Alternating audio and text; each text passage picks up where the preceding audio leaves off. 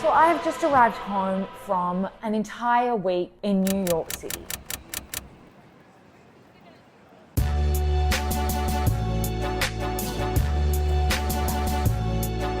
There's two sides to New York City and most major cities. There's the touristy side. There's the things that you feel like you have to do, feel like you've experienced the city. And I, at the end of the day, am a tourist. But of course, there's also the fun bars that you might stumble across one Saturday evening. There might be...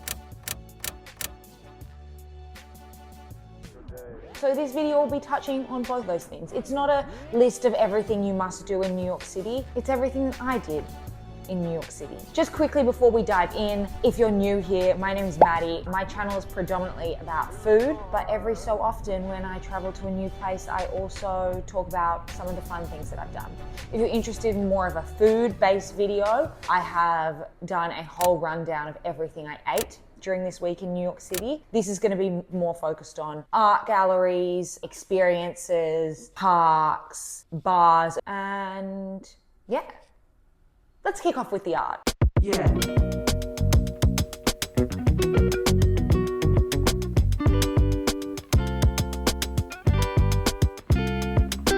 On our sunny Sunday morning, we decided to visit MoMA. I myself do enjoy art. I'm not someone who wants to go and spend all day at multiple different galleries. I will choose one, I'll do it well, and I'm sure I'll be back to New York soon and I can visit the other galleries. And MoMA was one hell of a choice because I do find myself admiring contemporary art a little more than the older stuff.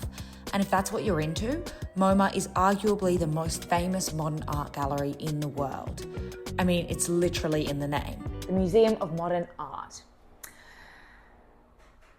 I mean, it is one of the most amazing art galleries in the world. If you care even a little bit about art, you have got the most famous artists in the world. You have Van Gogh, you have Monet, you have Andy Warhol, you have Jackson Pollock, you have them all. If you just want to go in and be like inundated with some of the most famous paintings in the world, I would highly recommend it. MoMA ticked off. Of course, you also have the Guggenheim, you have the Frick. Even if you care a tiny bit about art, I would recommend going. Obviously, MoMA, extremely famous, popular. On the flip side, one of my favorite things that I did in all of New York was visit the Judd Foundation. Donald Judd is an American artist, a very prominent figure in the minimalist movement, an artist, a sculptor, he made furniture, and the Judd Foundation is in the middle of Soho, and it is the building that he lived in. You're not allowed to take any videos, so unfortunately, I will just have to find something on the internet that sums up the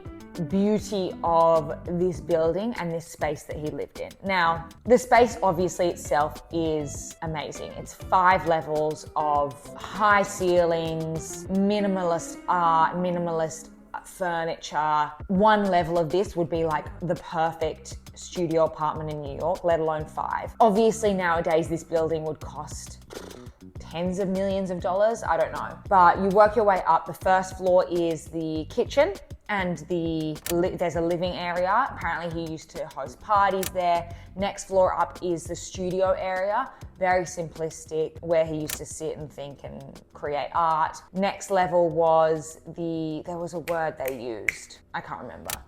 And then the last level was his bedroom. Now, these spaces themselves felt like art because everything was so intentional and considered. And this is my favorite way of kind of experiencing art. When the space sort of melds with the art itself, like every room had art in it, but because you're walking through the space itself, which was someone's home, a prominent figure's home, I just found it really special. And I mean, obviously I fantasize about living in a place like that one day.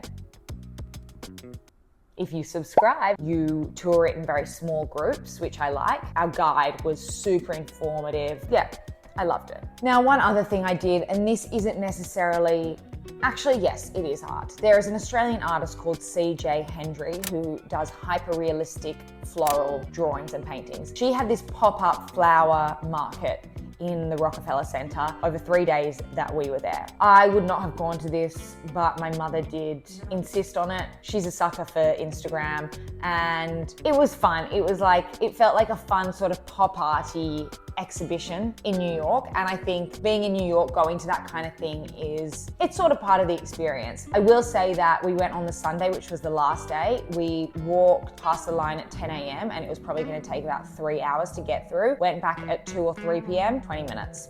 Simple. I bought a lot of flowers,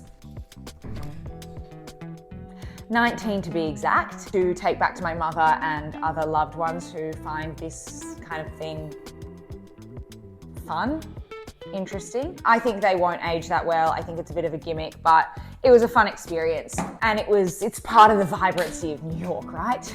One store that I want to shout out was a place called Dover Street Market, which has all the trendy brands, Comme des Garçons, Stussy, some other really expensive ones that I don't even look at because I know I will never purchase them. But the store itself is quite conceptual. It's got fun art, it's multiple levels. There's a little cafe there if you want to have a bite to eat.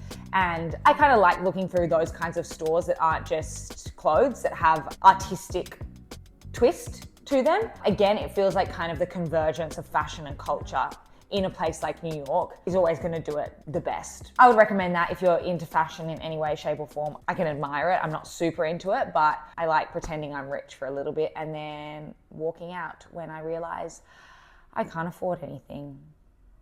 Finally, we also went to the Brooklyn Flea market on the Saturday in Dumbo, Brooklyn, which is just great. It's got lots of trinkets, cheap clothes, jewelry, secondhand, vintage stuff.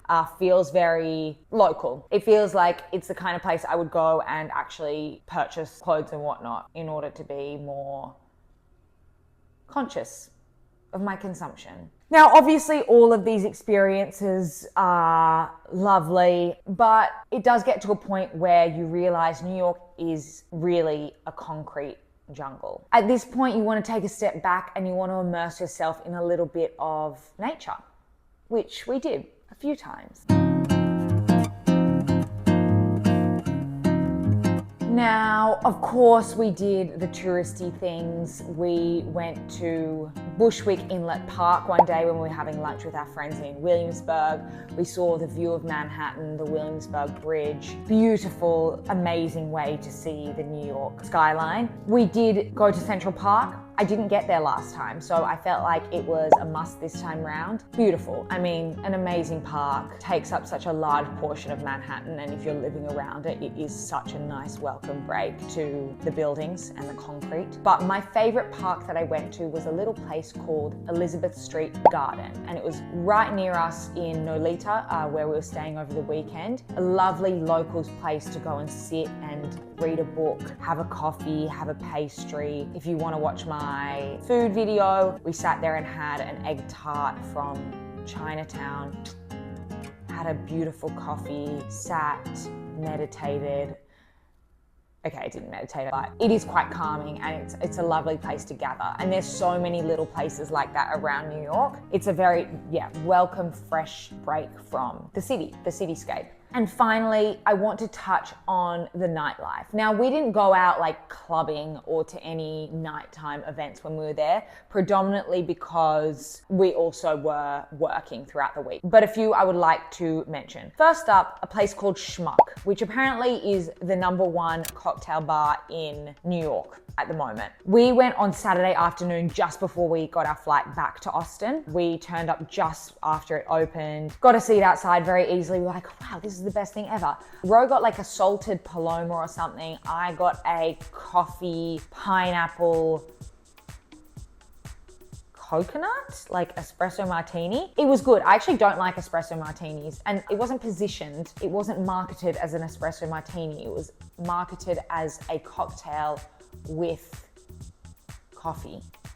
but it was really delicious. The salted paloma was also lovely. We weren't inside and we could hear the thumping music inside. It was a vibe inside. I would have loved to have been inside. We sat just next to inside, which is fine. We were gonna get a second drink and I was like, oh, can I get that one? Which one is it on the menu that is like the strawberry? It's like a red drink with cream on top. And she's like, oh, sorry, that's only inside. We have 3 different menus at this location. And I was kind of like, I don't know. Why? Like, is it more exclusive to be inside than outside? Obviously. And I don't know, it just feels like they're kind of making it difficult for you for no reason. Anyway, I'm glad I ticked it off. It was a good cocktail, but like, I wouldn't be rushing back unless I could maybe get a seat inside, in which case I am better than those outside and I do want to be there. One that's also trending in Brooklyn at the moment is a place called Leo's Sourdough. Now, it's not technically a bar, but we went there after we went to Bemonte's for dinner, which again, I talk about in the food video. Oh, so good. We went there for their corn and blueberry soft serve because I've seen it everywhere and I just thought it sounded really interesting. So we went there, we got that. It was good. It was interesting. Like, would I rush back again? Probably not, but it was a fun little gimmick and it satisfied my sweet tooth. One that we went to that felt a little bit less gimmicky was called Time Again. Nice little cocktail bar. You line up to order your cocktails. It's casual. We were able to snag a seat inside on a Friday night. Outside was all packed, but it would have been really lovely to sit outside. Reverse of Schmuck. We got a Negroni and a Dirty Martini, which was like the largest Dirty Martini I have ever seen and definitely did what it was meant to do. It felt like a real locals joint. If you're close by and you just want to get a quick and not overly expensive, good cocktail, I would recommend this place. Had a great vibe. Now, my favorite bar type place I went to the entire trip was a place called Lai Ray on the Lower East Side. It is a natural wine and ice cream bar. So we went there after we went to this omakase around the corner, and it has wines by the bottle, wines by the glass, and a few different scoops of ice cream. Now, the wine to begin with, gorgeous. I don't like natural wine that's like too funky. They have enough variety that you can choose pretty much exactly what you want. The staff was super friendly and super helpful with your wine selection. So the wine to begin with, great. And we obviously got a scoop of ice cream and we got the fish sauce caramel ice cream. I know it sounds weird. And it does have a slight fishy taste. However, if you are more experimental in your eating,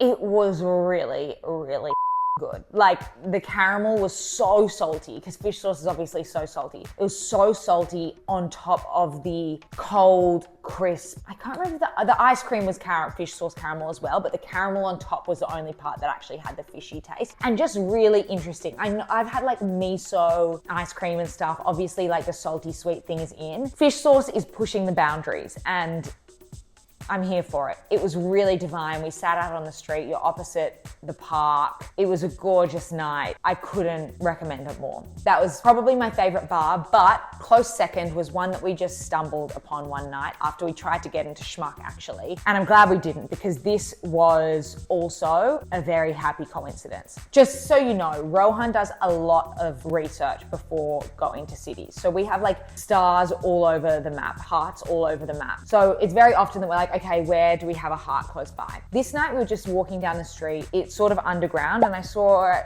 as we were walking by and I was like, oh, this place looks cool. Walk in, it's Japanese to begin with. So it has international beers, interesting cocktails, live DJ.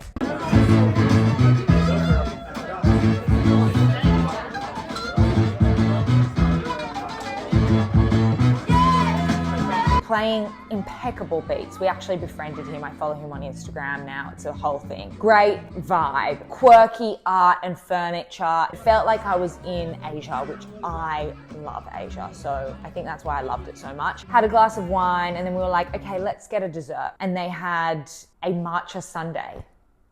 Like, come on. that is so fun. So we got it and it was delicious. It had little mochi balls. It had this sort of crunchy brittle down the bottom. The matcha flavor was delicious. You're listening to great music. You've got all right company. It was the perfect nightcap, lovely little place that we stumbled upon. And that's kind of the beauty of New York. There are obviously so many places open in New York and there's something for everyone. That's what I love about it. I mean, obviously this isn't groundbreaking hot take. New York is super versatile. There's an abundance of different food and things to do depending on what you like. You will be able to meet people that you get along with. You'll be able to find your local places that you want to go to every week. You'll be able to try new experiences and there's just always something going on and there's always something new to do. And that, I think, is the beauty of New York. So I will be back soon, I'm sure, and I'm looking forward to continuing to expand my horizons in this amazing, thriving city.